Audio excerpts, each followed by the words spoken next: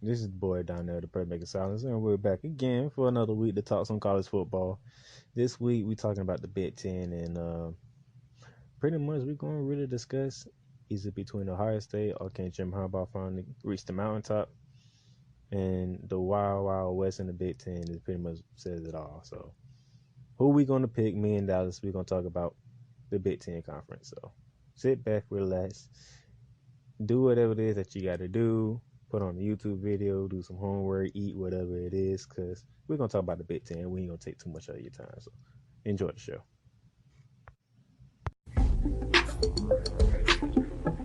Ladies and gentlemen, welcome.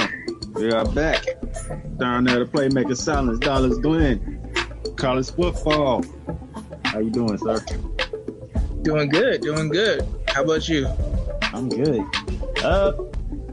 Disclaimer real quick.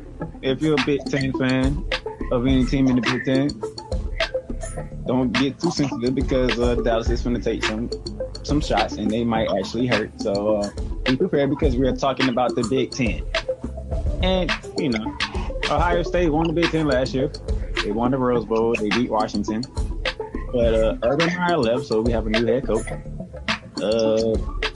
Before I go any further, Dallas, you did a poll question on Twitter, didn't we? Yes. And basically, hilariously, the vast majority of people, over 80%, believe that Ohio State is going to repeat as the Big Ten champions despite the coaching changes, despite losing their quarterback to the NFL, and despite the fact that Jim Harbaugh is probably coaching for his job this year. The only other team to get a vote, Darnell? Michigan State. Twitter's harsh. Anything happen on Facebook?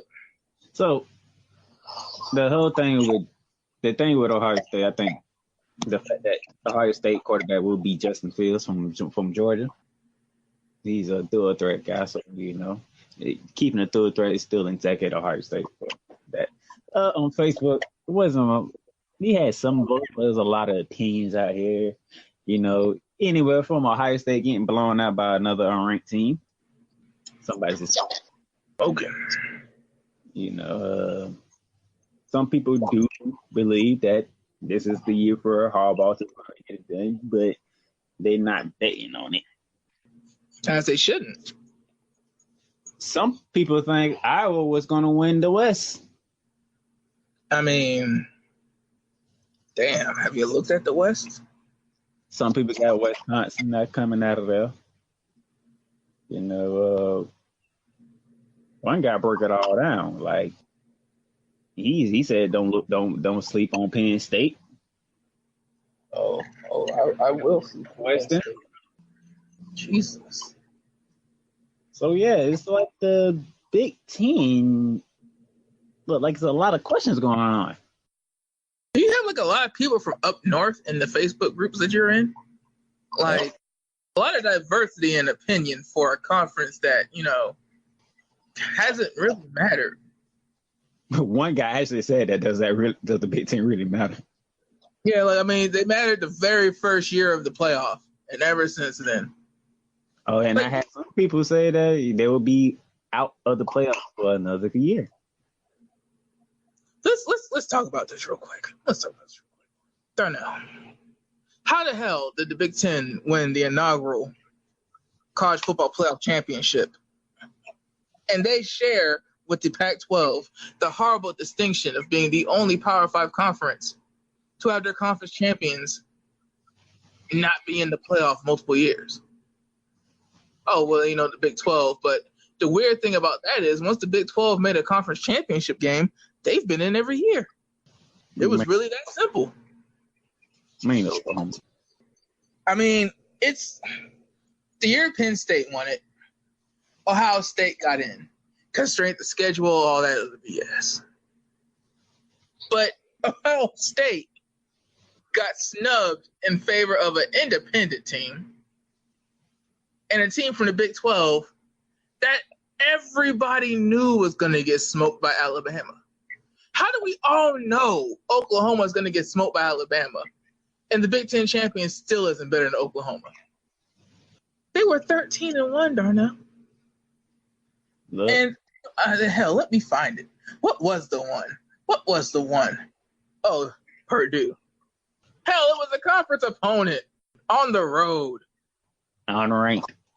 Well, shit happens. Clemson beat a non-ranked team to win the conference.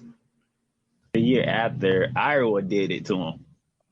Oklahoma didn't even look like they belonged in the same conversation as Alabama by the end of the first quarter. By the end of the first quarter, we understood the mistakes that we had made. And don't even get me started on the Clemson Notre Dame game. Cherry picking the ACC, that wasn't the best move, hindsight being 2020.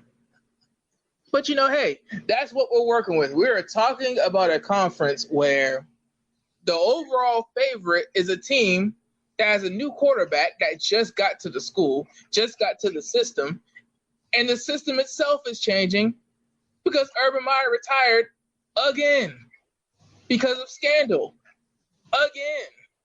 You got a team in transition, huge transition, being the overall overwhelming favorite to win the conference. And it's just like, dude, Michigan State, Wisconsin, and Iowa are basically the same damn team with different colors. And who the hell is really picking Penn State to do anything when they're in the same division as Michigan State, Michigan, and Ohio State? How? I don't know. It is what it is. Ohio State's the favorite yet again. Somehow, some way, Jim Harbaugh, I don't know. Like this is it. This is it. If you can't do it this year, you're never gonna do it. You're almost as hard as him this year as I was on him last year. There's so many changes at Ohio State right now. Do we expect Ryan Day to keep the chain going at Ohio State like Urban Meyer? Florida State and Arizona should tell you that you cannot expect to keep the momentum going. New head coaches, coaching matters. Head coaches matter. Doesn't matter who is, on the NFL draft boards. Doesn't matter, what everything is like. Stop. Players play. This is true. And great players win games, sometimes in spite of their coaches. But this is college. This is the college level. Guys, the favorite in this conference is a team with a new head coach that right now is the head coach because Urban Meyer left, and yet another skid. He pulled a Pete Carroll twice. And your quarterback, like, bruh, like, really think about it. If Jim Harbaugh does not beat Ohio State, what is he? Because if he doesn't beat Ohio State, Michigan's not making the playoff. That's the first thing. I think we both can agree on that. You don't beat Ohio State, you're not making the playoff. Because if you don't beat Ohio State, it means Ohio State's going to have the tiebreaker, and Ohio State's going to win the conference. And after last year, in that precedent, you're not going to be good enough to get an at-large playoff bid. That's for the birds. So Jim Harbaugh, if we lose to Ohio State, everything's basically over. We don't want a New Year's Six bowl game. We damn sure don't want a non-New Year's Six bowl game. We don't want coach speak either. This is how many years he's been in Michigan Darnell for? Ever since he left the NFL, he went back to his alma mater, Michigan. And the only reason why he hasn't had a chance to compete for a national championship is because he can't beat one school. Now, it happens to be the biggest rival, happens to be the most powerful school in the conference, but it's still one school. At one point, Michigan was number 3 in the country. They could walk into the damn playoff. They could fall in back first into the playoff. Lost to Ohio State. Then they, lost to a couple other teams. It was bad. It was just a collapse. I wasn't gonna bring it up. I was gonna be nice about it. Harbaugh, you gotta the West. Like I said, the West is about everybody. Everybody's the same. They just got on different colors. You want to pick Wisconsin? You want to pick Iowa? Northwestern? Who you want to pick? At this point, it probably don't even matter. Because they probably either Iowa State or Michigan anyway. I mean, if you got a 7-sided die, just roll it. Whoever it lands on, that's who it lands on. You have any of the schedules in front of you right now? Let's see here. I think. Nope. Big Ten website only has the old ones. Let me find them. Go to FBS. I got Ohio State schedule right here. So FAU State opening game. Check mark. Mm-hmm. Cincinnati comes to Ohio State. Check mark. Indiana, Miami of Ohio, Nebraska before they play Michigan State. Mm-hmm. Bye week at Northwestern. October 18th. Boy, that's a Friday night too. Oh, October 18th, Friday night. Yes. Ooh. Then the following week is Wisconsin. Ooh. Another bye week. Maryland, Rutgers, and their final two games home at Penn State and at Michigan. That's about 4 games. There's about 4 games they could possibly lose. Yeah. Now I'm gonna ask you a question, real quick, because I do have like the Big Ten teams that are playing, and I do have key games that they will be playing in front of me on ESPN.com. We did it last week because we had to figure out who was going to be the top 5 in the group of 5, and for whatever reason, we did it in the ACC. But see, the ACC, we know that whoever is the ACC champion has to beat Clemson or is Clemson, and they're going to make the playoff. Do you really want to go through Iowa's schedule, Rutgers' schedule, or do you just want me to find their sorry asses on here and see if I can find the key games for them? Minnesota is making the playoff if they win the conference. I promise you. Illinois making the playoff if they win the conference. I promise you. Maryland is not winning the conference. Not getting the playoff if they win the conference. I promise you. Only 2 teams are making the playoff if they win the conference. And even then, they might not make the damn playoff if they win the conference. I know this, though. I know Michigan, they opened up in Middle Tennessee before they play Army. Where we talked about that game last week when we was doing the group of 5. Mm-hmm. They got a bye week before they go to Wisconsin. They should beat Rutgers. And then it's home to then it's a home game against Iowa. Now we get into the fun part. Mm-hmm. You at Illinois, you go to Penn State before you come home to Notre Dame. And then you gotta go to Maryland before you have your other bye week. Then you finish it off with Michigan State at home, at Indiana, and Ohio State. Harbaugh better have some fun. That's all I'm gonna say. Yeah, so because I'm gonna try to make it easy on everybody, because the real debate here is really between 3 or 4 teams. And also, Darnell, I just realized that we haven't even began to start thinking about our potential brackets. So with that being said, and this conference might not even being in the goddamn bracket, I'm gonna just go week by week and see the games where the sorry teams are gonna eliminate themselves from conference contention. Rutgers plays UMass. Now, you will be thinking to yourself, Dallas, you said you were going to go against key games. Dude, it's Rutgers. UMass could get that game. It's going to be on the Big Ten Network, and it's a night game on a Friday. Rutgers loses that game, that's a wrap. A team that we are on looking out for in the group of 5 plays Purdue that same night, a 9:30 game. Purdue has to go on the road to Nevada August 30th. That is a game that they can probably lose. That will be on CBS Sports Network. Purdue will probably be out of playoff contention once they lose that game. Let's see. The tricky Wolfpack. Tricky. Northwestern goes to Stanford Saturday, August 31st to play a 4:00 game on Fox. That's the opener? Stanford needs to get that win on its resume.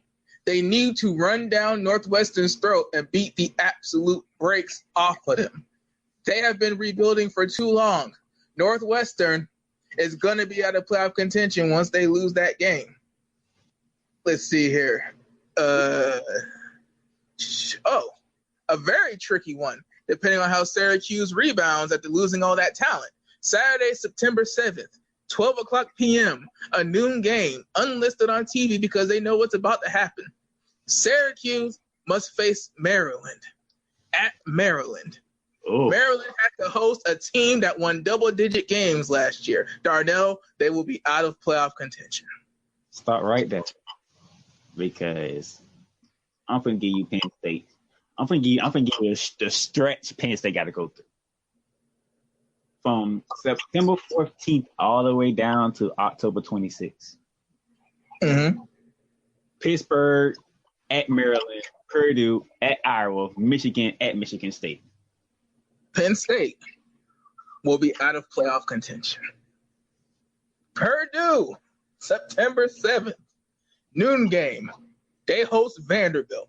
Darnell, it doesn't matter. Kentucky last year showed, as long as they have that SEC crest on their jersey, be afraid. Be very afraid. Nebraska has to go to Colorado September 7th. Nebraska will probably be out of playoff contention. Illinois has to face the newly independent UConn in their last season in a conference. That could be tricky. You never know. Illinois ain't that strong themselves. Illinois could be out of playoff contention. Minnesota has to face Fresno State at Fresno State. Darnell, Minnesota is probably going to be, by that point, out of playoff contention. Indiana, God bless their souls, has to play Ohio State September 14th. I forgot Indiana was a Power 5 team. They're out of playoff contention.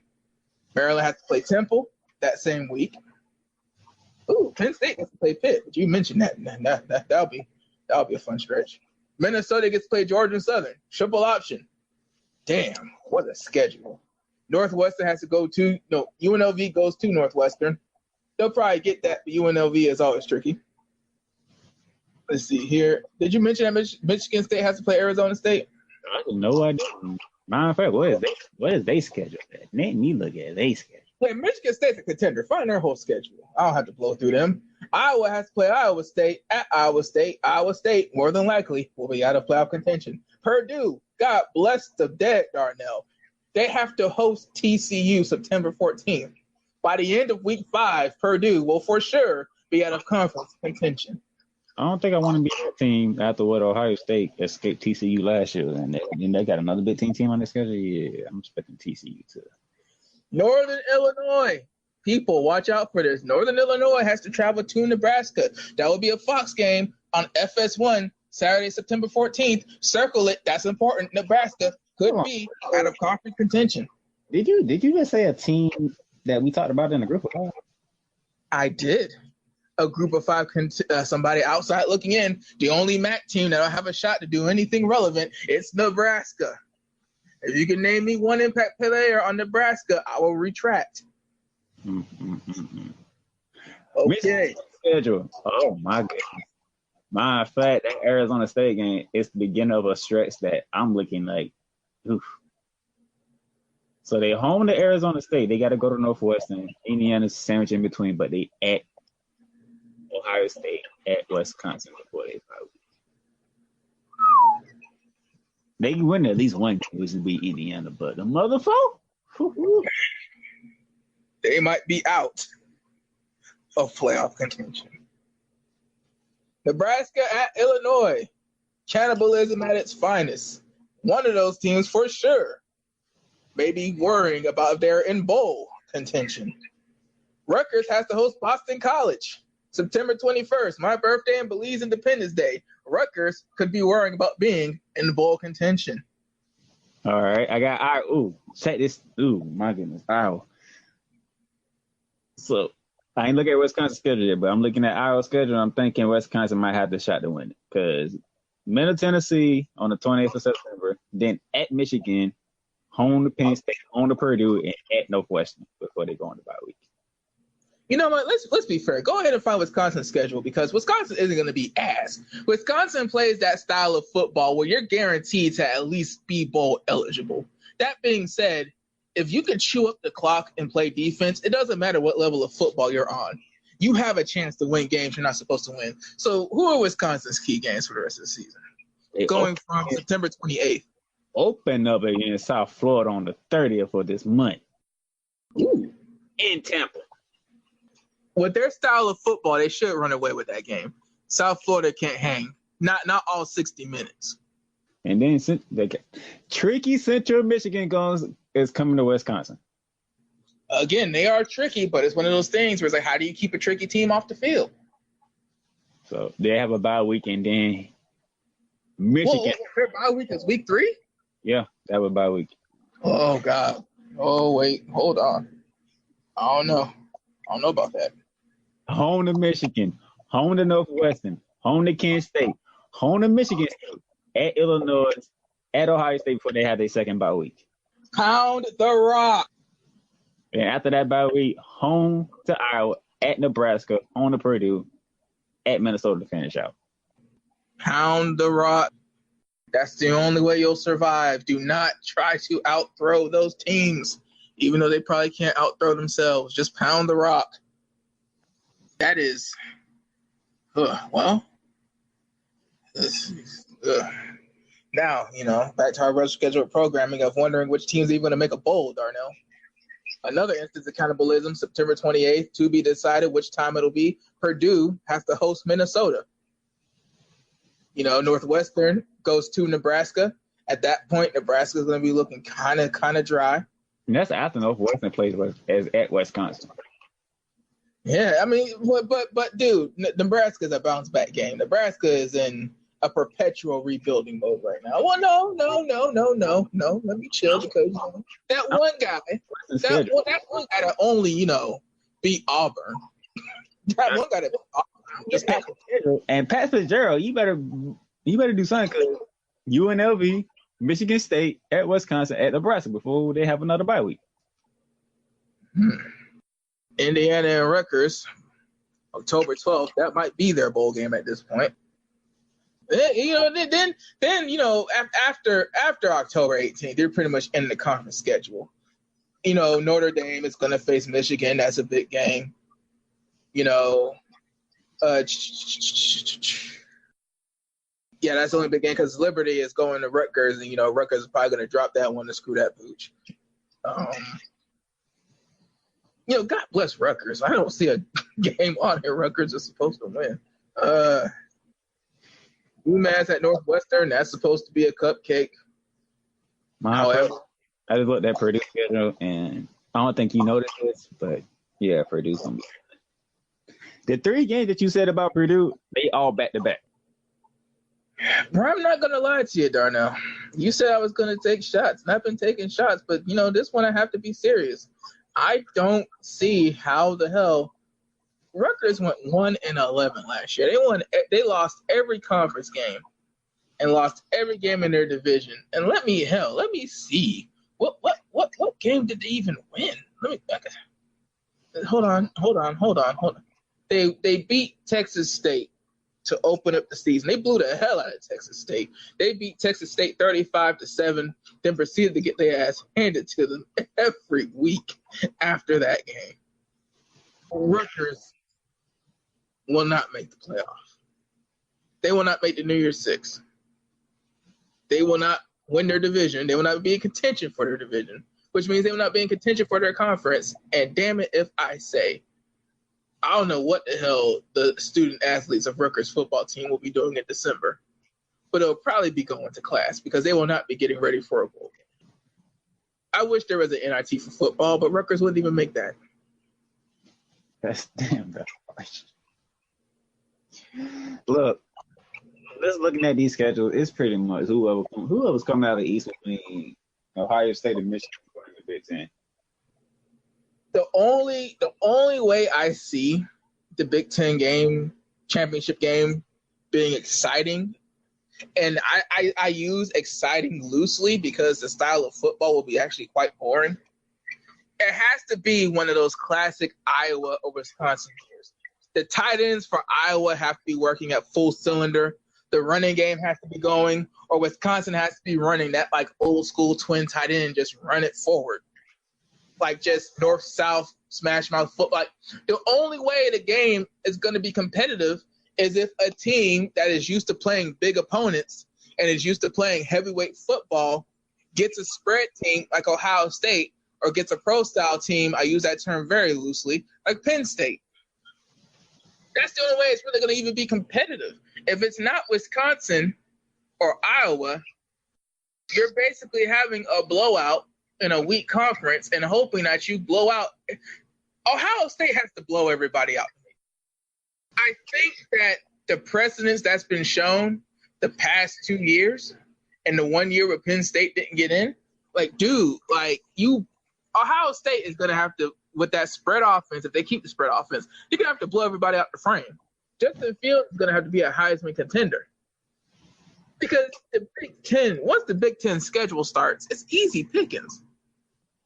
It's easy pickings. And if they beat Michigan, it doesn't matter what Michigan's record is. That's not going to be as quality of a win as it was last year. Last year was supposed to be the year for Michigan. Last year, Michigan was supposed to be back.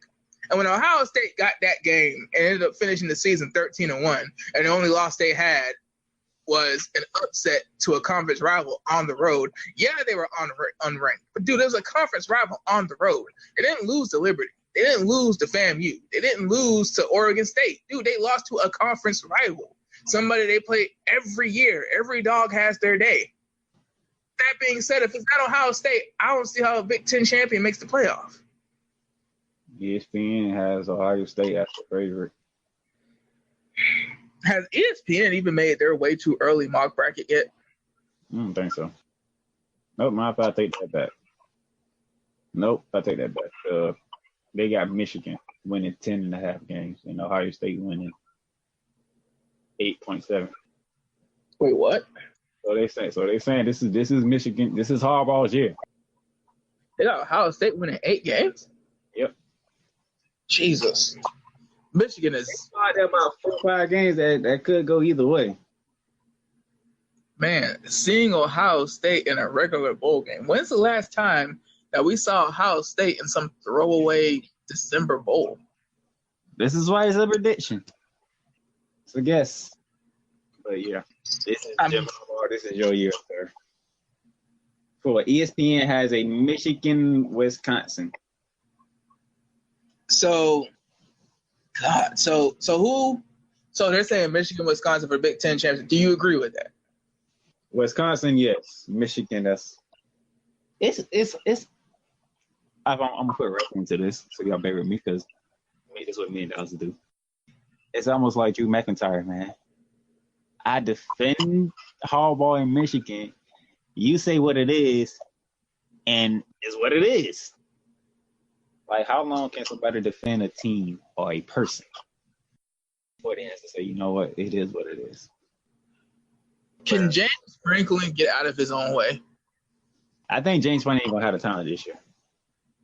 Do you think that because Penn State, traditionally has been a pro-style team, do you think that pro-style teams in college need talent even more than the spread teams like Florida and Ohio State?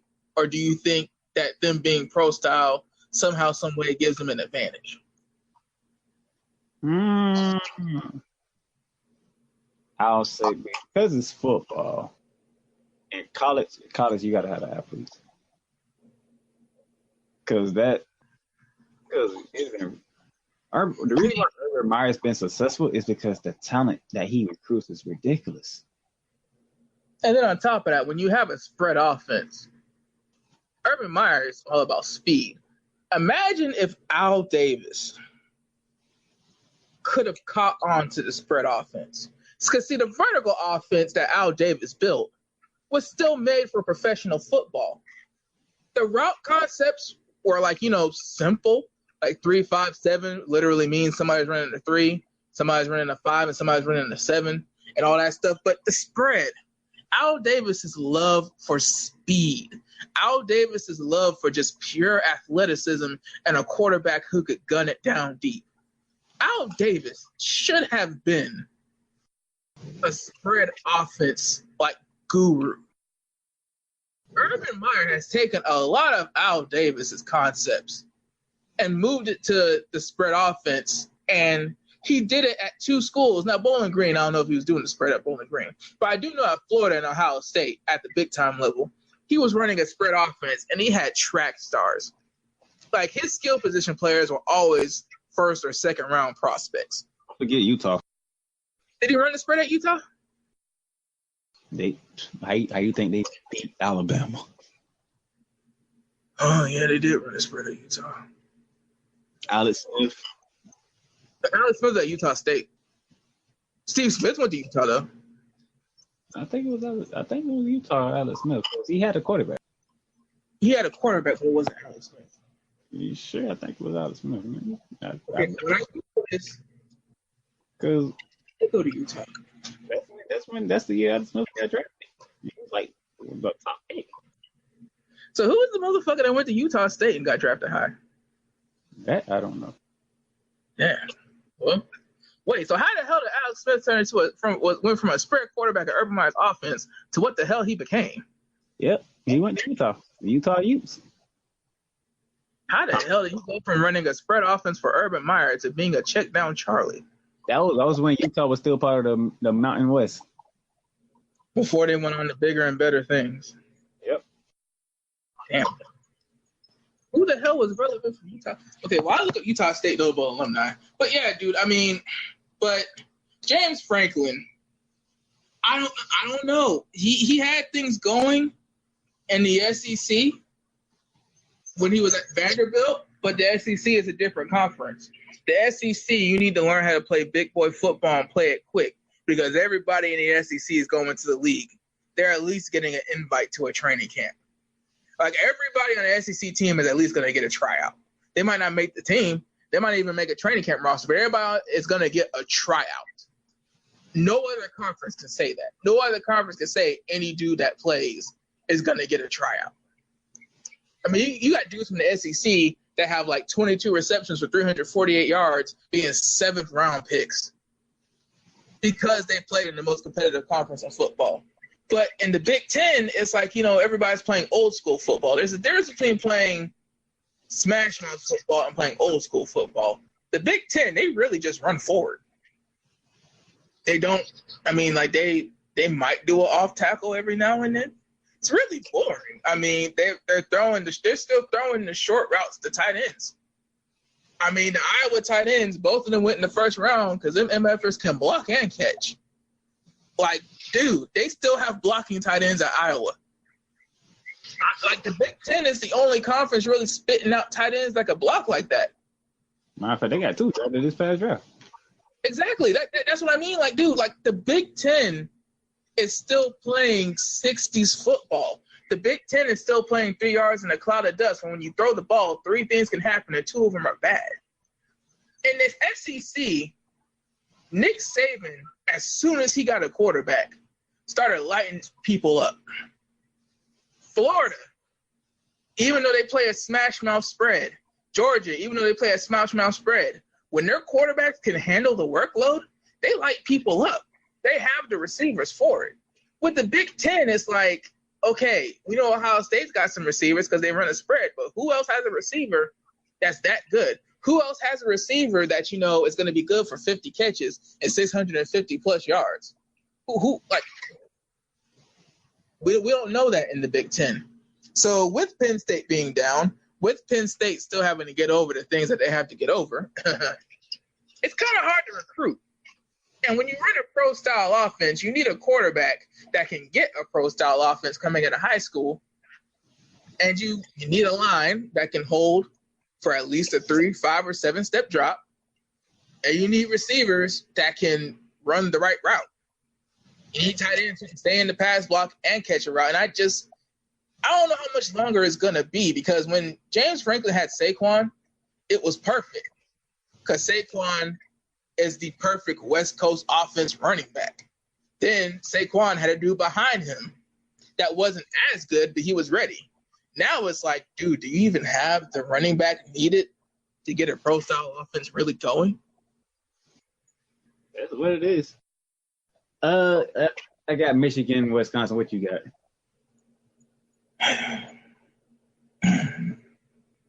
I'll do Michigan, Wisconsin solely for the fact that I find it extremely hard to believe. I think people on Twitter are not grasping the fact that they lost their head coach and their starting quarterback. Dude, let's not underestimate the level of talent that they've lost over the years. They lost both Bosa brothers. They lost Ezekiel Elliott. They lost Michael Thomas. They lost Dwayne Haskins. They've been losing big pieces of talent. And to be honest, dude, the people behind these guys after they leave, they all right, but they ain't them. So, Harbaugh, you better get it done. There's no ifs, ands, or buts about it. We're picking Michigan to come out of the Big Ten. Mm-hmm. So that's 2 conferences down. Clemson out of the ACC, and you'll be stupid enough to pick against them. Trying to pay off that mortgage. And we picking Michigan. So You won't pay off the mortgage picking Michigan, but you might pay off the Fiesta. So that's that. Next week, we'll dive into Jalen Hurts, Oklahoma, and the Big 12. A conference that plays no defense, yet is very competitive. But how much of a favorite is Oklahoma? We'll get into that. And can they have 3 Heisman quarterbacks back to back to back? And then we started our NFL podcast. It is out there. It is open. We talked the East Division, AFC East and NFC East. So check that out. And LSU, a preview of wrestling. It's a Big 4 weekend, which means we have a TakeOver and we have a SummerSlam. Of course, we think TakeOver is going to be the better show of the weekend again. But hey, you never know. Surprises, surprises. Impromptu matches will probably be happening. Asterisk, hashtag, card subject to change. Watch the kickoff show. You will probably miss a lot. So there you go. Until next week, we're talking Big 12. Enjoy your day. Later.